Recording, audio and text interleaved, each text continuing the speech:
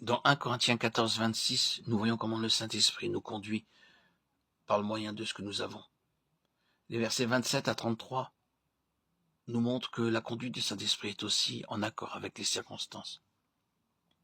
Par exemple, la réunion de l'Assemblée finit à 9 heures. Le Saint-Esprit ne vous conduira pas en vous donnant beaucoup de paroles juste avant 9 heures.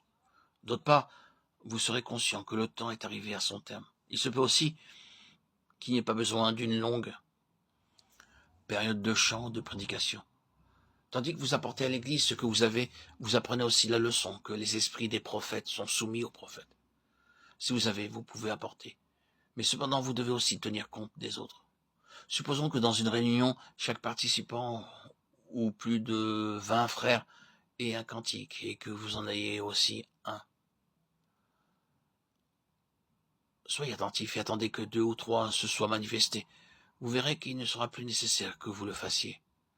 Cela ne signifie donc pas que tous les participants, que ces 20 personnes attendent leur tour et que l'on chante jusqu'à minuit. Si vous le faites, vous désobéissez à la conduite du Saint-Esprit.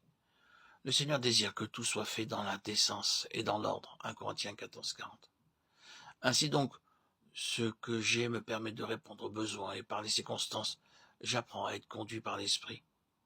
Dans nos réunions, nous devons observer le principe de 2 ou 3, tel qu'il est écrit au verset 27 et 29. L'Esprit ne nous conduira pas à donner alors que nous n'avons pas ni à violer le principe de 2 ou 3. Aux yeux du Seigneur, je peux être conduit à me lever et à parler si je possède quelque chose. Cependant, si d'autres frères ont apporté ce qu'ils avaient, je dois me tenir tranquille. Il y a deux difficultés dans l'Église. L'une d'elles, c'est que ceux qui n'ont pas peuvent être persuadés qu'ils ont quelque chose.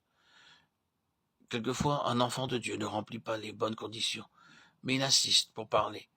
Fondamentalement, Dieu ne lui a rien dit et il n'a pas travaillé en lui. Mais il aime parler et l'Église n'est pas édifiée. Notre difficulté, c'est qu'il y en a d'autres qui ne veulent pas suivre la conduite du Saint-Esprit. Le Seigneur a pu parler à beaucoup de frères et de sœurs, mais ceux-ci ont attendu, se sont abstenus de parler, et l'Église a été privée de l'édification qu'elle aurait dû recevoir. En un mot, si vous sentez que vous êtes intérieurement vide, vous devez garder le silence. Si vous avez, vous devez fournir à l'Église ce qui est utile pour l'édification, à travers ce que vous avez. Le Saint-Esprit insufflera la vie pendant la réunion, donnant la possibilité aux enfants de Dieu d'être en contact avec la vie. Quand Dieu met ses paroles en vous, que vous soyez au travail ou marchant dans la rue, vous réalisez que Dieu vous a parlé.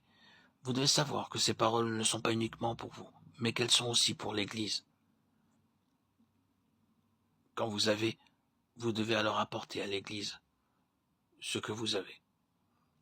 Quand le tabernacle fut dressé dans la période de l'Ancien Testament, le peuple offrait à Dieu son or et son argent. Il en est de même pour nous aujourd'hui. Nous devons donner ce que nous avons.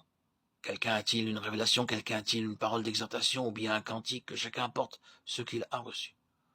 Lorsque le tabernacle fut édifié, l'Esprit donna de la sagesse et de l'intelligence aux ouvriers pour utiliser des matériaux très différents et en construire le tabernacle. Tous les matériaux étaient offerts par les Israélites et incorporés dans le tabernacle par l'œuvre du Saint-Esprit. Aujourd'hui, si nous apportons tous tout ce que nous avons, l'Église pourra s'édifier sous la conduite du Saint-Esprit.